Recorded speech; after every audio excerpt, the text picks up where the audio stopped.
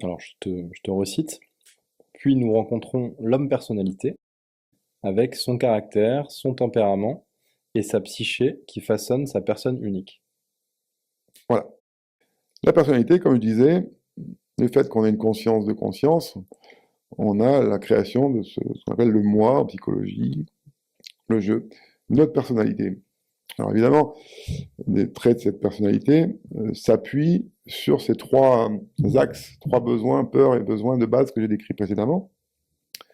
Mais comme nous sommes des êtres humains complexes, on a une personnalité très nuancée avec beaucoup de choses, beaucoup de facettes et beaucoup de fonctionnements de nature diverse.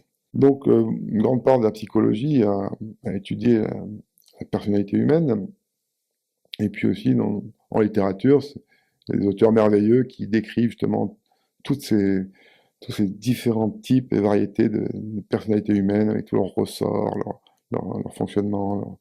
On apprend beaucoup dans la littérature. Et donc, cette personne humaine,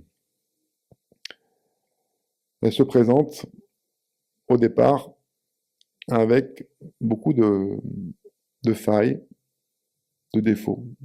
L'être humain, je dirais originel, primitif, c'est quand même un bon rustre.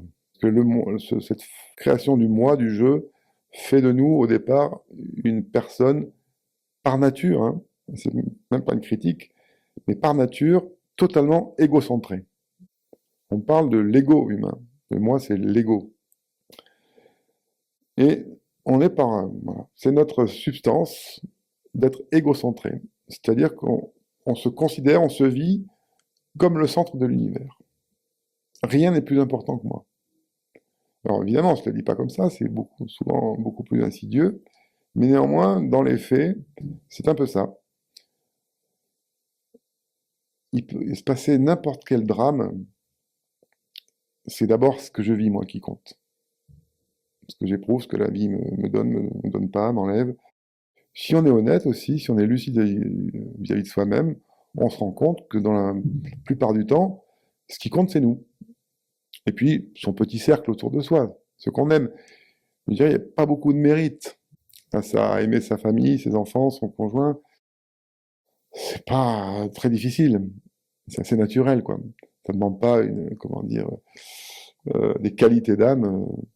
C'est partagé par à peu près tous les gens normaux. Il n'y a que les gens vraiment perturbés qui ne sont pas capables d'aimer leurs enfants, quoi. Donc, on est égocentré et c'est une des sources de la souffrance humaine.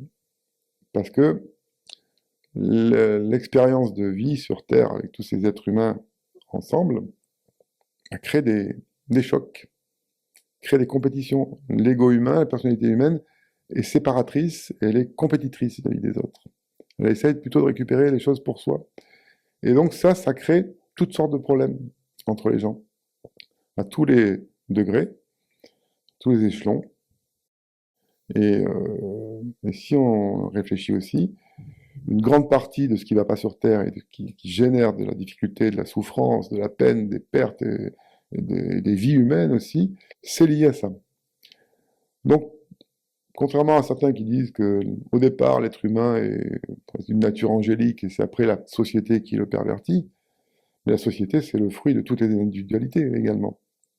C'est juste que par nature, c'est pas une critique encore une fois, c'est quelque chose, c'est une constatation, par nature, on est égocentré. On est égocentré et on a ce que j'appelle des défauts, des failles de nature, plus ou moins réparties sur les individus, que les religions, notamment la religion chrétienne, a plutôt qualifié de péché. Elle a dit cette chose-là dans sa foi, dans son credo, c'est le péché originel. C'est-à-dire que l'homme est pécheur, c'est une façon très culpabilisante de parler de cela, mais ça reflète quelque chose sans doute d'authentique, c'est qu'on a toutes ces dispositions au conflit, à la séparativité et au moi d'abord. Aujourd'hui, dans l'époque moderne, on peut parler du péché originel, on parle de euh, TPMG, du TPMG. Tout pour ma gueule.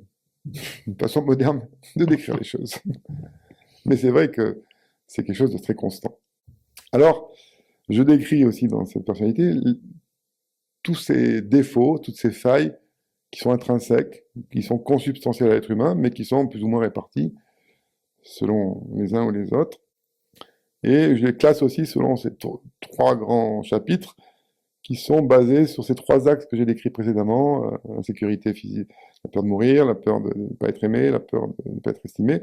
En fait, chacune de ces trois branches, chez l'être humain, va se ramifier en différents types de faiblesses, de failles, donc, qui sont la source de notre insatisfaction permanente, parce que l'égoïsme, au bout du compte, ne donne qu'une satisfaction éphémère et provisoire, mais ne remplit pas nos besoins fondamentaux.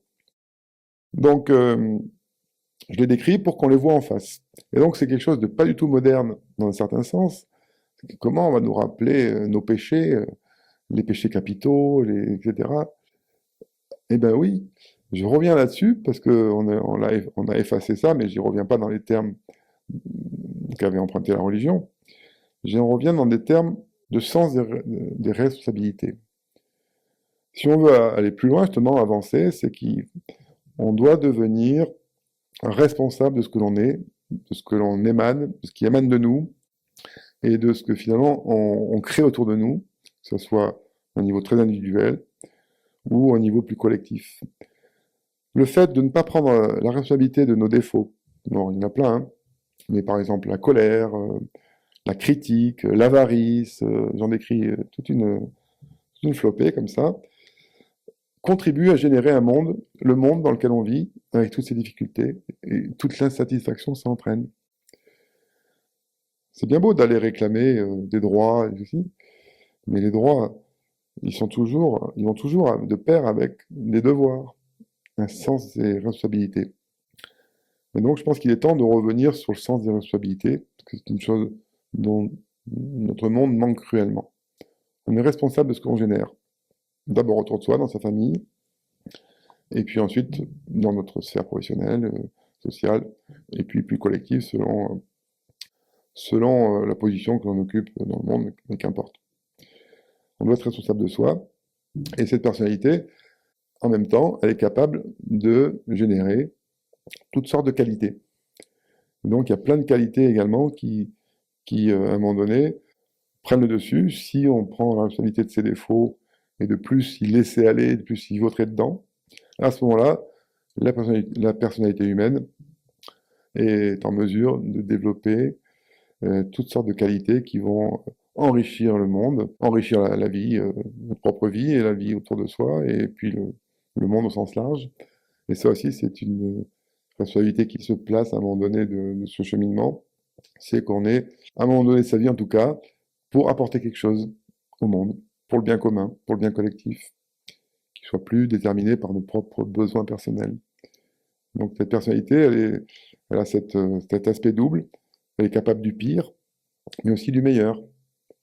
Et là aussi, on a heureusement énormément d'exemples, de modèles, de témoignages qui montrent que des êtres humains sont venus apporter le meilleur. Heureusement, parce que le monde ne va pas très très bien et est difficile à vivre, mais il y a quand même des choses, il y a eu et il y a continué à avoir des choses magnifiques qui sont apportées. Et ça, c'est la responsabilité, c'est un appel à la responsabilité. Et vous voyez que c'est par rapport aux demandes que l'on entend, souvent en psychothérapie ou dans le développement personnel, c'est ouais, je veux devenir meilleur. Je veux devenir quelque chose, je veux devenir mieux en fait. C'est pas devenir meilleur, c'est je veux devenir mieux. Avant de devenir mieux, il faut d'abord comprendre là où ça pêche, et puis il faut devenir meilleur, c'est-à-dire apporter du meilleur. C'est pas devenir mieux pour soi. Voilà le deuxième niveau.